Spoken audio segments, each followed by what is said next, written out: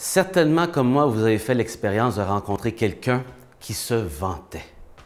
Et on s'en souvient toujours lorsqu'on rencontre des gens qui ont tendance de parler d'eux-mêmes et qui ont tendance à raconter et glorifier leurs expériences passées, leurs grands accomplissements. Il y a toujours, après un certain temps, un malaise, surtout si c'est à répétition et qu'une personne a cette fâcheuse tendance. Avec Jésus, c'est tout autre chose. Et les versets qu'on va lire vous montrent une attitude tellement différente de notre Seigneur Jésus. Et je vous lis dans Matthieu chapitre 12 et les versets 14 qui suivent jusqu'au verset 21. Les pharisiens s'en allèrent et tinrent conseil pour décider comment ils pourraient faire mourir Jésus. Encore une fois, on voit ici, dans les versets précédents, ils étaient choqués de voir Jésus qui semblait ne pas prendre égard au jour du sabbat. Et ils ont décidé qu'ils voulaient en faire avec lui. Quand Jésus apprit cela, il quitta cet endroit et un grand nombre de personnes le suivirent. Il guérit tous les malades. Il n'y avait pas de maladie trop grande pour Jésus. Mais il leur recommanda de ne pas le faire connaître. Et c'est là que ça attire notre attention. Il ne voulait pas qu'il fasse connaître ce qu'il faisait. Pourquoi? Afin que soit accompli ce que le prophète Ésaïe dit.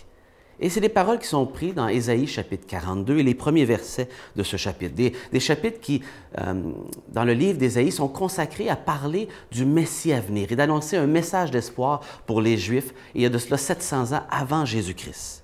Et ces paroles disent ceci: « Voici mon serviteur que j'ai élu, mon bien-aimé qui m'a plu de choisir. Je mettrai mon esprit sur lui et il annoncera le droit aux nations. » Alors, on voit ici la préoccupation pour les nations, pas juste pour les Juifs. Il ne cherchera pas de querelle, il ne poussera pas de cris, il ne cherchera pas l'attention. On n'entendra pas sa voix sur les places, il ne brisera pas le roseau froissé, il n'éteindra pas la mèche qui fume encore, jusqu'à ce qu'il ait conduit le droit à la victoire, qu'il ait conduit la justice là où qu'elle doit être. En son nom, les nations mettront leur espoir.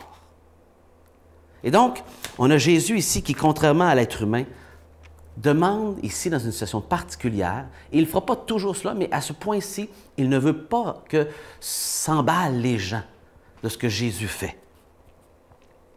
Malgré le mauvais désir des pharisiens, Jésus continue son périple et il ne veut pas attirer leur attention, il s'en va ailleurs et même les miracles qu'il va faire. Et donc, tous les gens qui le côtoient vont être guéris. Il leur demande de ne pas faire connaître. Il sait comment les gens ont tendance à s'emballer. Et il y a deux raisons principalement. Il ne faut pas ici confondre courage et imprudence. Pour le moment, Jésus se retire sagement pour éviter les confrontations parce que ce n'est pas encore le temps. Il y a un temps pour toute chose. Et de plus, il veut éviter la publicité et que les gens s'emballent et prennent cette occasion pour voir en Jésus, comme les rabbins en avaient parlé dans le passé, un homme qui vient pour apporter la délivrance de Rome, pour des raisons politiques, alors que Jésus n'est pas là pour ça. Jésus devait enseigner que le Messie n'était pas venu écraser le pouvoir en place, mais pour faire le paiement de nos fautes. Pas venu pour un trône, mais pour une croix, avant qu'il puisse annoncer partout son histoire et le faire connaître, quitte à avoir de la mauvaise publicité. Et aujourd'hui, on peut évidemment raconter tout à son sujet. Jésus prend plaisir à voir ceux qui croient en lui raconter ses exploits, le vanter maintenant. Mais remarquez bien cette prophétie qui est prise dans Ésaïe et qui donne quelques vérités importantes à remarquer.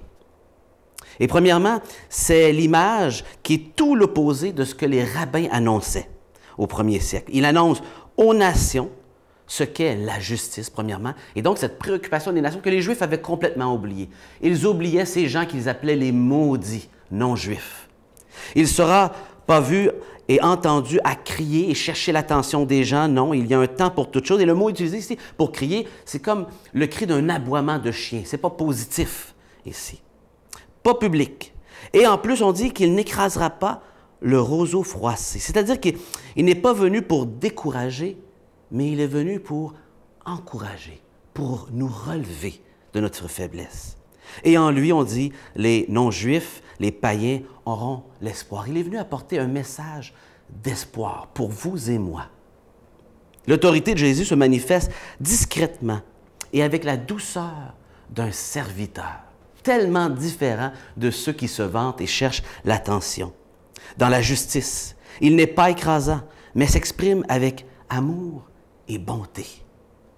Par son autorité aimante, il anéantit tout ce qui fait leur religion, car le serviteur de Dieu a un caractère qui le démarque puisqu'il est un roi serviteur.